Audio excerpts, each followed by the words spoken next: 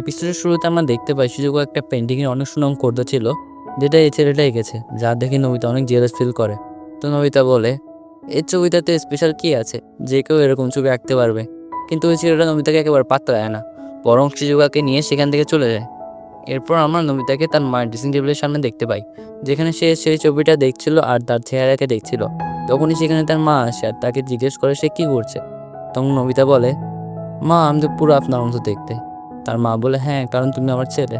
তখন নবিতা বলে, মা আমার চেহারা এরকম না হয়, যদি এই ছবিটার মতো হতো তাহলে অনেক ভালো হতো। যা শুনে নবিতার মা অনেক রেগে যায় এবং তাকে অনেক বকাবকি করে। তারপর আমরা দেখি নবিতা ডোরেমনকে সবকিছু খুলে বলে। তারপর ডোরেমন তার পকেট থেকে একটা গ্যাজেট বের করে, যার সাহায্যে যে কারো চেহারা মুছে নতুন করে বানানো যায়। তো ডোরেমন সেটার সাহায্যে নবিতার চেহারা পুরোপুরি মুছে ফেলে এবং নতুন একটা চেহারা তৈরি করে। তো এটা দেখতে অনেক হাস্যকর। তো আবার নবিতার চেহারা মুছে ফেলে ডোরেমন এবং এবার আরো বাজেভাবে ড্রয়িং করে এবং নবিতা অনেক রেগে যায়, যার কারণে সে ডোরেমনকে অনেক খারাপ খারাপ কথা বলে।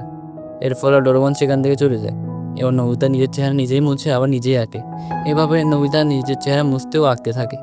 তারপর আমরা নবিতাকে দেখতে পাই সে সেই ছেলেটার কাছে যায়, কিন্তু সেই ছেলেটা তাকে চিনতে পারে না, কারণ নবিতা তার চেহারা ঢেকে এসেছিল। তো সেই ছেলেটা নবিতার চেহারা নতুন করে বানিয়ে দেয়। এরপর নবিতাকে আমরা দেখি রাস্তা দিয়ে হেঁটে যেতে। তখন শিজুকা তাকে পিছন দিয়ে ডাক দেয়।